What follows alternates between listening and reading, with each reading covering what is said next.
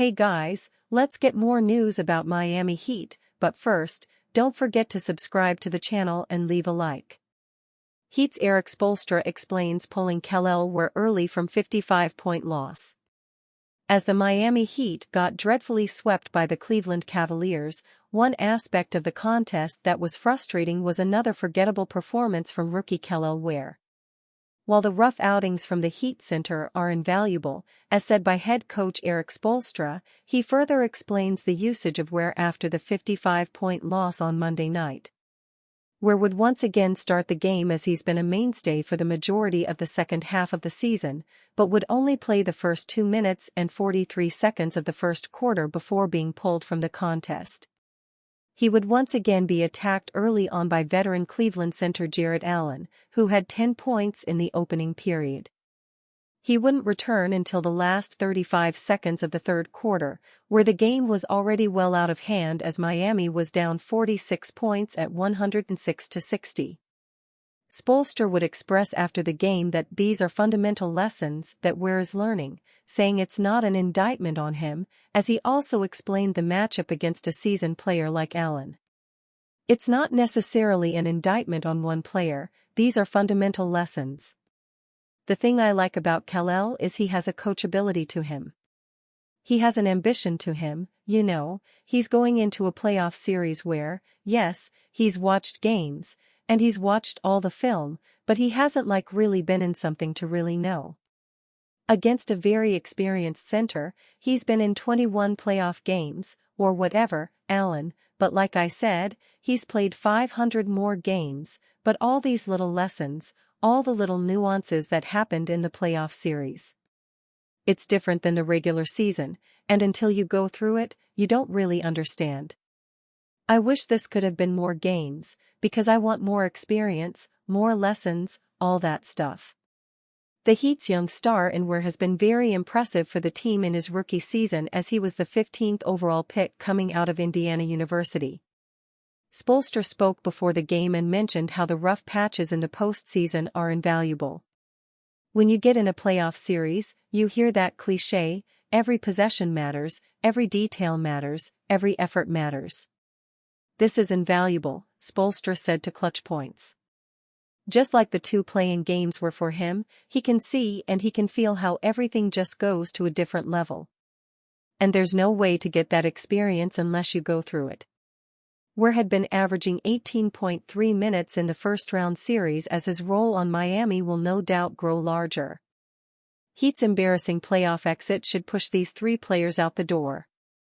It'd be next to impossible that the Miami Heat weren't embarrassed after how the team acquitted itself in the NBA playoffs.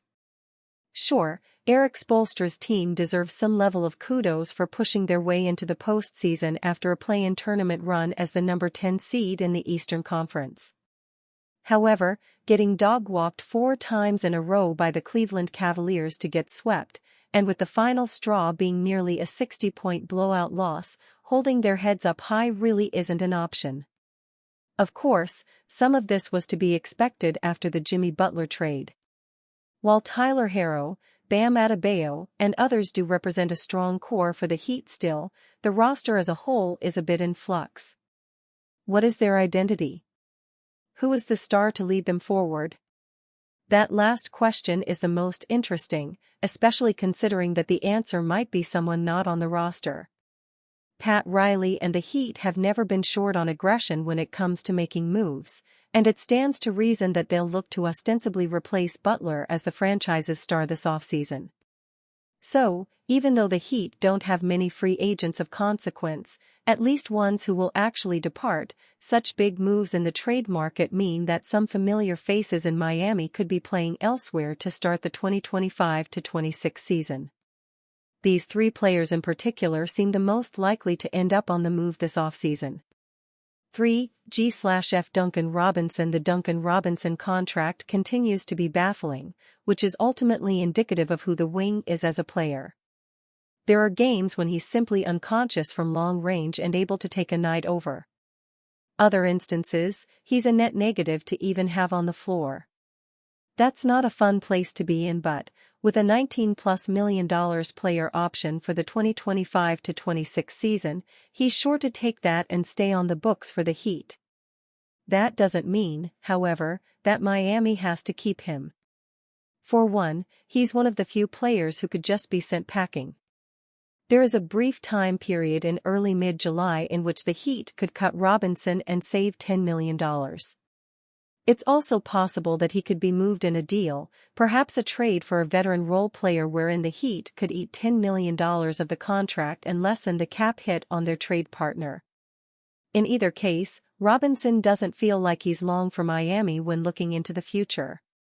His spark-plug nature has value in the league, but, with the current state of the Heat roster, I'm not sure that value lies with the team that brought him into the league. 2.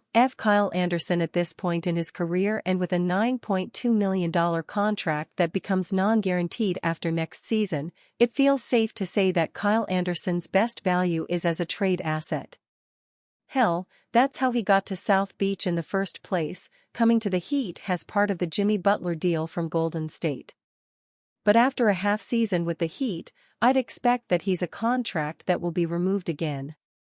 With Anderson's contract becoming non-guaranteed after next season, Miami and any trade partner ultimately can consider him an expiring contract. While it's obviously not an expensive deal to be moving, he fits in nicely with any of the Heat's other big contracts to help match salaries for just about any blockbuster deal. Anderson was nothing more than a role player in his brief time in Miami, including barely seeing the floor in the playoffs. Game 4 humiliation has Heat fans ready to ask the ultimate question.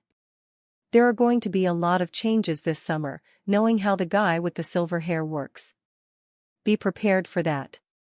These were the words Bam Adebayo spoke after the Miami Heat's 138-83 Game 4 loss, marking one of the biggest point differentials in an elimination game. The Heat, a team running on fumes after a tumultuous season, saw their 2024-25 playoff campaign end against the Cleveland Cavaliers in 4 games. Whether you want to call it a beat-down or a sweep, Miami simply had no business being in this fight, entering the play-in as the 10th seed and clawing their way through with wins over the Atlanta Hawks and Chicago Bulls. Perhaps a team so desperate to find its identity never truly found one to begin with. After all, fans had never seen such public tension between a player and an owner quite like what unfolded between Jimmy Butler and Pat Riley. 2 individuals with conflicting agendas traded suspensions, fines, and subtle jabs on social media. Sooner rather than later, Butler was traded to the Golden State Warriors, and Riley had to come to terms with the one thing he's never let a player do: win the war. A simple attempt to glue back together the popsicle stick house that was the Heat organization quickly fell apart. Andrew Wiggins, newly acquired, barely suited up. Terry Rozier was caught in the middle of another player gambling scandal.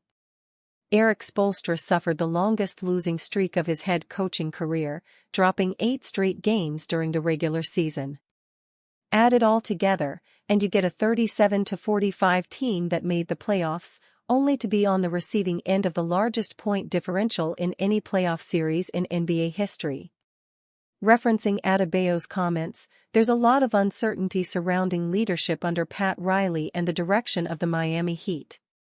Since joining the team in 1995, Riley has led them to 3 NBA championships and 2 finals appearances in the last 5 seasons. But if the past 2 seasons have taught fans anything, 1 playoff win across 9 games, it's that the future is looking increasingly narrow-minded. Players didn't want Butler gone but found out on the bench, mid-game, that he had been dealt. Heat fans didn't want to lose their team's star power, but they were forced to endure the fallout. Spoelstra tying the worst record of his career wasn't expected, but it's now a mark on an otherwise sterling resume. And all of these missteps share a common thread: Pat Riley had to get his way. Maybe it's time for the Heat to take a long, hard look in the mirror and ask themselves, is an 80-year-old team president the right person to shape the future? Because if not, there might not be much of a future left. And you, fan?